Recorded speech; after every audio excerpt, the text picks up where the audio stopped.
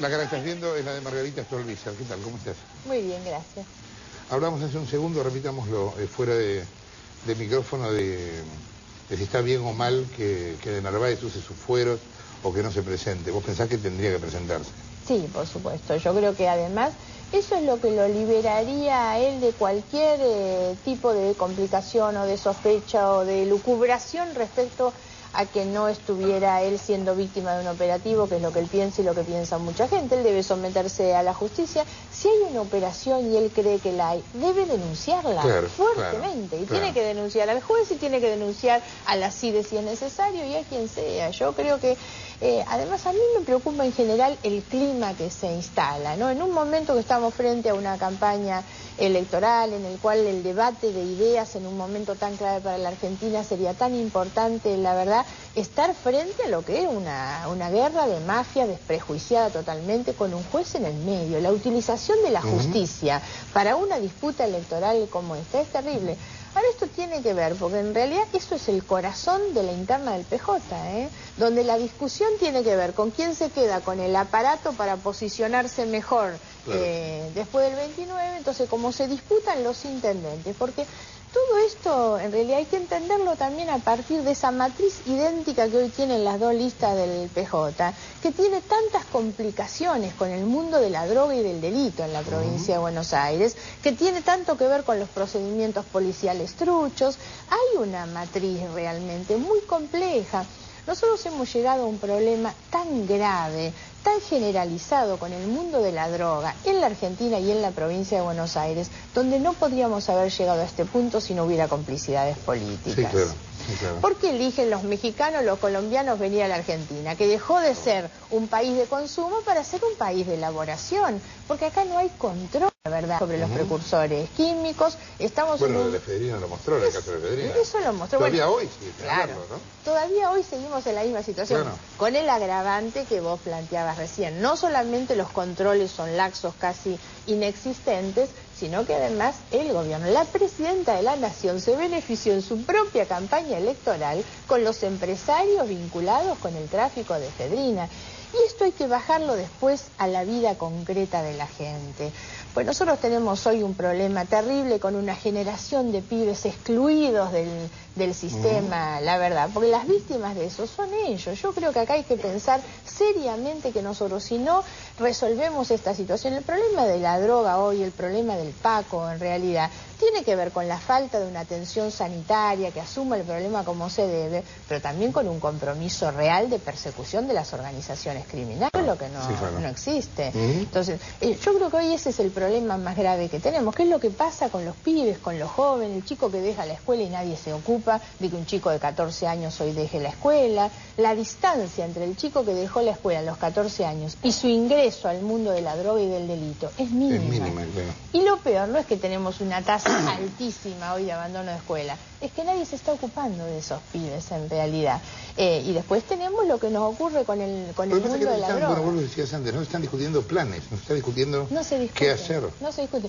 Porque además en la oportunidad a lo largo de toda esta campaña de discutir con otras fuerzas qué quieren hacer con respecto a tal o cual con otras fuerzas no, porque no discuten. Nosotros nos hemos impuesto que discutimos. Yo acabo de llegar corriendo. Hoy en la mañana tuve una reunión con varias asociaciones, sectores académicos, productivos en La Plata, donde hablamos sobre los desafíos políticos, económicos y sociales para la provincia. De ahí me fui a un foro por la salud en La Plata, donde estaba colegio de médicos, de odontólogos, de bioquímicos, de farmacéuticos, a hablar sobre la política de salud. Y ahora vengo de la Asociación de Dirigentes de Empresa en Lanús a discutir un plan productivo, porque la verdad no quiero quedar enredada en esa interna tan perversa que se lleva puestos a los pibes, la verdad, se lleva puesto a un montón de gente en una discusión que tiene que ver con el mantenimiento de la estructura de poder en el conurbano. Siempre las elecciones han sido a lo largo de los años un poco bizarras en la Argentina, pero esta le ganó a todas. O sea, estamos enfrentando una elección que incluso está vaciada de contenido con los candidatos testimoniales. O sea, ya directamente se pide un cheque en blanco, no se sabe si van a asumir. ¿Qué nos pasó en el medio? ¿Qué pasó? ¿Qué pasó en los últimos 2 años que llegamos a esto? ¿Cómo llegamos a esto? Bueno, es que cuando uno va bajando los niveles de exigencia a sus representantes y cuando la gente va naturalizando algunas cuestiones, ¿no? Yo en esto me siento involucrada. A mí me pasó este año cuando tuve el episodio, digamos, de inseguridad, uno de los...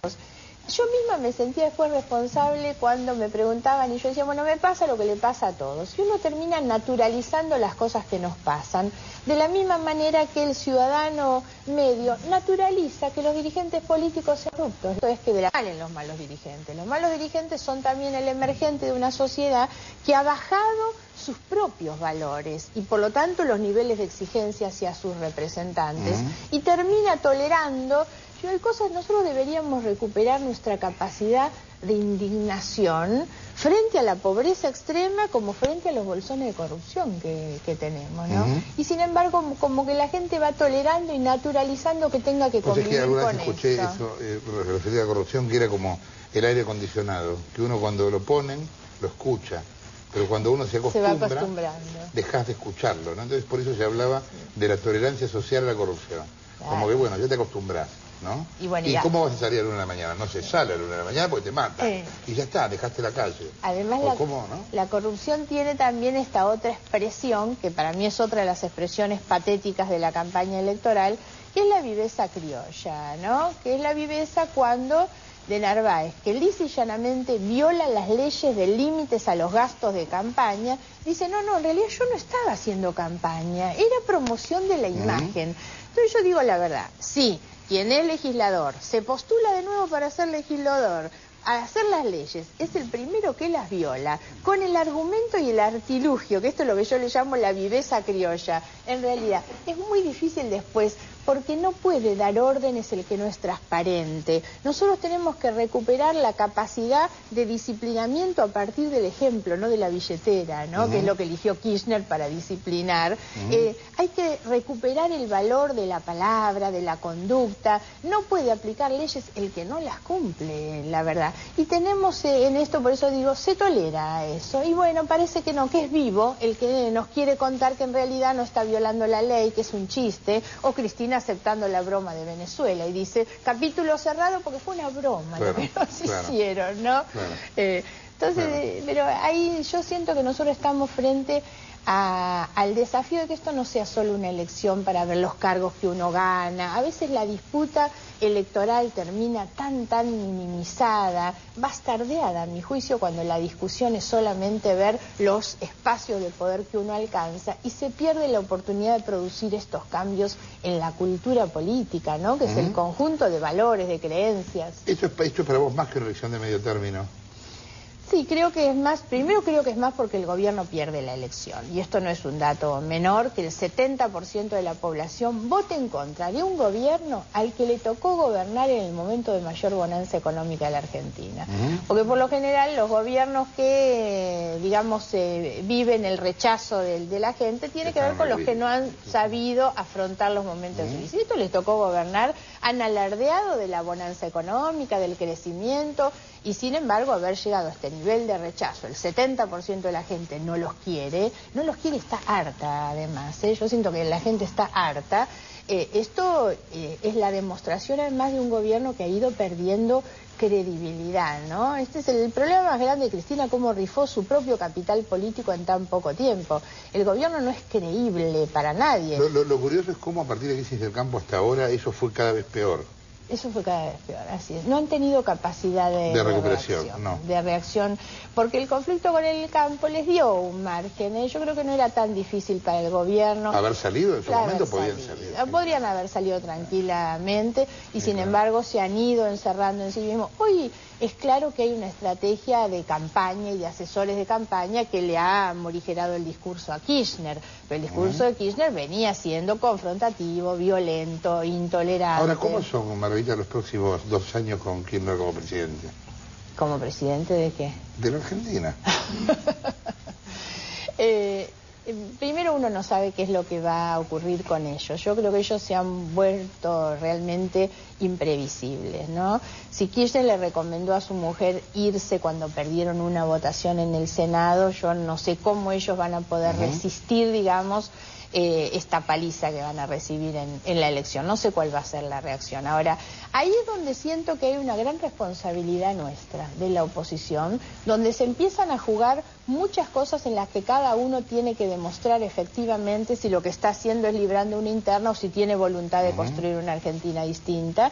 Yo creo que la oposición tiene que hacer rápidamente una convocatoria a cumplir con aquello que no hizo el gobierno, que es encontrar los mecanismos para reconstituir el ámbito de diálogo, de búsqueda de consensos, identificación de los problemas, definición de políticas de Estado, todo esto que no hizo el gobierno, la verdad, porque se sale de las crisis con consenso. Los gobiernos se fortalecen si dialogan y no si no dialogan, porque ellos los ha ido encerrando en esta situación su propia actitud.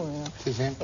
El gobierno 29 de junio está obligado a negociar, pues pierde la mayoría en el Congreso, a menos que gane por más del 50%, cosa que no va a pasar, ¿no? No va a pasar, claro. ¿A negociar con quién? ¿Hacia qué lugar? ¿Con quién? Bueno, por eso digo ahí, yo siento que se nos traslada a nosotros una gran responsabilidad, que nos va a obligar